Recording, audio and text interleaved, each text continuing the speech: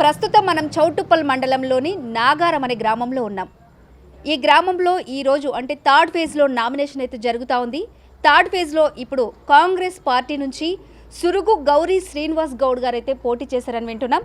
ఇప్పుడు గౌరీ శ్రీనివాస్ గారు మనతో మాట్లాడడానికి అయితే సిద్ధంగా ఉన్నారు.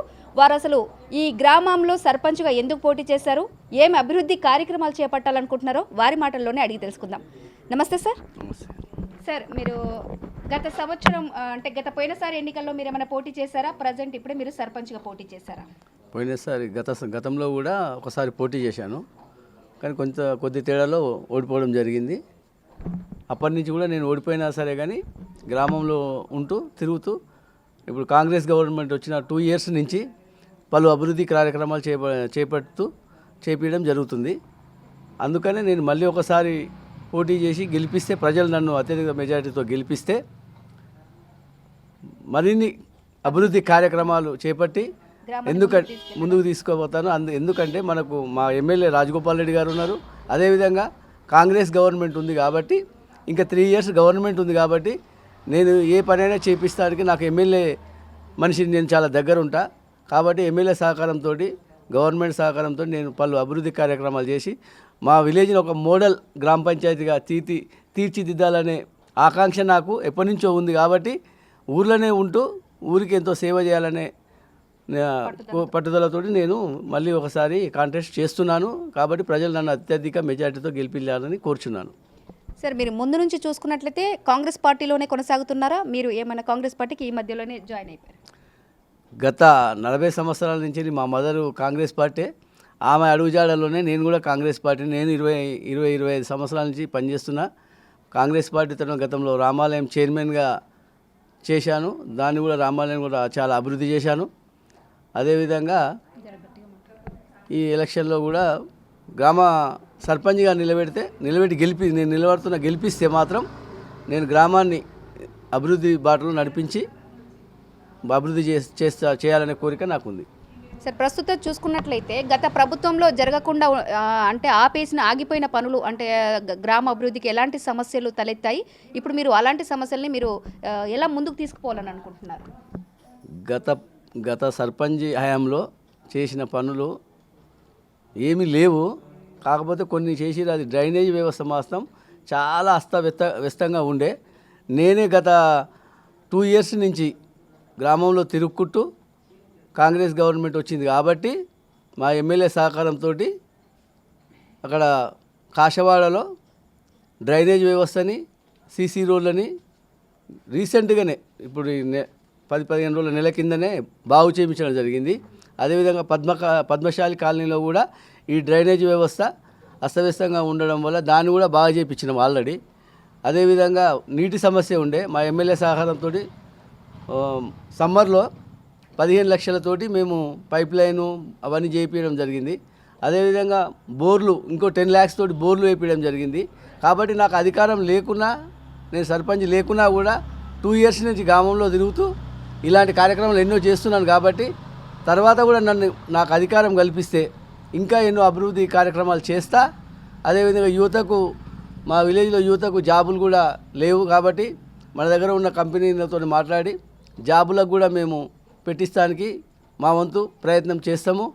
అదేవిధంగా విలేజ్లో కూడా ఒక మోడల్ విలేజ్, అంటే ఒక హాస్పిటల్, ఒక సీనియర్ సిటిజన్కి ఒక ఓల్డేజ్ బిల్డింగ్ లాగా ఒకటి, అదేవిధంగా ఇండ్లు లేని వాళ్ళకు మొన్న గతంలో ఇప్పుడు టీఆర్ఎస్ గవర్నమెంట్లో ఒక్క ఇల్లు కూడా ఇవ్వలేదు 10 years నుంచి. అదేవిధంగా ఒక రేషన్ కార్డు ఇవ్వలేదు, ఒక పింఛన్ ఇవ్వలేదు. మేము కాంగ్రెస్ గవర్నమెంట్ వచ్చిన తర్వాత నేనే స్వయంగా 150 రేషన్ కార్డులు మా విలేజ్ వాళ్ళకి ఇప్పించడం జరిగింది. రీసెంట్గా 34 ఇందిరమ్మ ఇండ్లు పెట్టేయడం జరిగింది. అదేవిధంగా ఇంకా కూడా ఇందిరమ్మ ఇల్లు మనకు ఇంకా 3 years గవర్నమెంట్ ఉంది కాబట్టి ఎవరికైతే ఇందిరమ్మ ఇండ్లు లేవో వాళ్ళకి ఇందిరమ్మ ఇల్లు పెట్టిస్తాము. అదేవిధంగా ప్లాట్లు లేని వాళ్ళకు కూడా ఒక ప్లాట్లు కల్పించి కూడా వాళ్ళకు కూడా ఇండ్లు కట్టిస్తానికి మా ఎమ్మెల్యేతో సహకారంతో మేము ప్రయత్నం చేస్తాం. ఓకే, గత ప్రభుత్వంలో జరగకుండా ఆపేసిన పనులన్నీ మీ ద్వారా మీరు ఇప్పుడు మీ గ్రామాన్ని అభివృద్ధి చేసుకుంటూ మీ గ్రామ ప్రజల యొక్క అభిమానంతో ముందుకు సాగాలని చెప్పేసి మీరు కోరుకుంటా ఉన్నారు అనేది మీ మాటల్లో తెలుస్తూ ఉంది సార్. అంటే మీరు అధికారంలో లేకపోయినా కూడా మీరు గ్రామాన్ని ఇంత బాగా ఆ గ్రామం పైన అభిమానంతో నా ప్రజలు ఎక్కడ కూడా వెనకబడిపోవద్దు, నా ఊరు వెనకబడిపోవద్దు అని చెప్పేసి మీరు ఆకాంక్షతో మీరు పని చేశారని చెప్పేసి చెప్తా ఉన్నారు. దానికైతే చాలా అభినందనీయం సార్. ఈ ఊర్లో ఎంతవరకు ఓటర్ల సంఖ్య ఎంతవరకు ఉంది, మీరు ఎంత మెజారిటీతో గెలవాలనుకుంటున్నారు? మా విలేజ్లో మొత్తము 2570 ఓట్లు ఉన్నాయి. నేను మాత్రం ఇంచుమించు ఒక 3 నుంచి 400 మెజారిటీతో గెలుస్తానే నాకైతే నమ్మకం ఉన్నది. ఓకే సార్, తప్పకుండా మీరు, ఎందుకంటే మీరు చేసే అభివృద్ధి పనులు మీరు అధికారంలో లేకపోయినప్పటికీ మీరు గ్రామం పైన ఉన్న సమాజ సేవ దృక్పథం ఏదైతే మీలో కనిపిస్తుందో అది తప్పకుండా మిమ్మల్ని ముందుకు తీసుకెళ్తా ఉందని చెప్పేసి అనుకుంటున్నాను. సార్, ఇక్కడ ఏంటి జనరల్ మహిళ వచ్చిందా? బీసీ మహిళగా మీరు మేడంని అభ్యర్థిగా నిలబెట్టారు మీరు. అయితే ఇక్కడ మా విలేజ్లో సర్పంచ్కి వచ్చేసి బీసీ మహిళ కాబట్టి నేను మా మేడం గారు నిలబడటం జరిగింది. Okay sir. గౌరీ, మా మేడం గారి పేరు గౌరీ. Okay sir. సార్, ఇక్కడ ఏది తగ్గఫోర్ ఉంటుందని అనుకుంటున్నారు? అంటే కాంగ్రెస్ బీఆర్ఎస్ అంటే కొన్ని విలేజెస్లో కొన్ని గ్రామాల్లో చూసుకుంటే, ఎందుకంటే కాంగ్రెస్ వచ్చేసి పైన అధికారంలో ఉంది కాబట్టి కాంగ్రెస్ పార్టీని గెలిపించుకుంటే మన మన గ్రామం అభివృద్ధి చెందుతుందని కొంతమంది అయితే విశ్వసిస్తున్నారు. కానీ మీ గ్రామంలో ఎలా ఉంది? మా గ్రామంలో కూడా కాంగ్రెస్ పార్టీ అత్యధిక మెజారిటీ, భారీ మెజారిటీతో మా గ్రామ ప్రజలు నన్ను, ఎందుకంటే నేను గతంలో ఓడిపోయినా కాబట్టి నేను కూడా పదవి లేకుండా పనులు చేస్తున్నా కాబట్టి అందరి గ్రామాలకు నేను డైలీ ఊర్లో తిరుగుకుంటూ పనులు చేపిస్తున్నా కాబట్టి వాళ్ళకి అందరికీ అవగాహన ఉంది. ఎవరు పని చేస్తారు ఎవరు చేయరు అనేది వాళ్ళకి తెలుసు. నాకు విలేజ్ మీద మొత్తం అవగాహన ఉంది కాబట్టి నన్నే అత్యధిక మెజారిటీతో గెలిపిస్తారని కూడా నాకు నమ్మకం ఉంది. సరే, ఇప్పుడు రేవంత్ రెడ్డి గారు తీసుకొచ్చిన ఏదైతే ప్రతి మహిళ ఒక వంటింటికే అంకితం కాకుండా ప్రతి మహిళ అన్నిట్లలో ముందుండాలని మహిళా రిజర్వేషన్ అయితే చాలా ముందుకు తీసుకొస్తున్నారు. దీనికి అందరూ మనము కృతజ్ఞత తెలపాల్సిన విషయం. ఇప్పుడు అందులో భాగంగానే సర్పంచ్లలో కూడా చాలా వరకు మహిళా అభ్యర్థులకి మాత్రమే కేటాయించడం అనేది అది చాలా వరకు మనం చూస్తూ ఉన్నాం. మేడం గారిని కొన్ని విషయాలు మాట్లాడవలసిందిగా మేము అనుకుంటున్నాం. మేడం, మీరు అంటే ఎంతవరకు చదువుకున్నారు? 10th వరకు. ఓకే, మీరు గ్రామ సర్పంచ్గా ముందుకు వస్తున్నారు. మరి ప్రజల్లో మీరు ఎలా ప్రజల్ని ముందుకు తీసుకెళ్లాలనుకుంటున్నారు? మహిళలకు మీరు ఏం చెప్పాలనుకుంటున్నారు? ముఖ్యంగా మహిళలందరూ ముందుకు రావాలని నేను కోరుకుంటున్నాను. మహిళలు ఏ విధంగా అయినా సరే ఎందులోనూ వెనుకబడిన వాళ్ళు కాదు. ఇల్లును చక్కదిద్దడంలో అయినా సరే, బయట సమాజాన్ని చక్కదిద్దడంలో అయినా సరే అన్ని వృత్తులు చేసుకుంటూ అన్నిట్లలో ముందుండాలని చెప్పేసి కోరుకుంటున్నామని మేడం అయితే చెప్తా ఉన్నారు. సార్, ఇక్కడ మేము చూసుకున్నట్లయితే మీ గ్రామానికి వచ్చేటప్పుడు మాకు కనిపించింది ఎక్కువ చేనేత. ఇక్కడ ఈ గ్రామంలో ఏ వృత్తి ఎక్కువగా కనిపిస్తూ ఉంది సార్? అంటే మేము ముందు విలేజ్లో చూసుకున్నాము, కోయిలగూడెంలో చూసుకుంటే ఎక్కువ చేనేత పరిశ్రమ ఉంది అని చెప్పేసి అన్నారు. ఇక్కడ ఏ వృత్తులపైన ప్రజలు ఎక్కువ ఆధారపడి జీవిస్తూ ఉంటారు? ఇక్కడ వ్యవసాయం మీద చాలామంది జీవిస్తూ ఉంటారు. అదేవిధంగా కూలి పనులకు కూడా పోతారు కాబట్టి వ్యవసాయ కూలీలకు.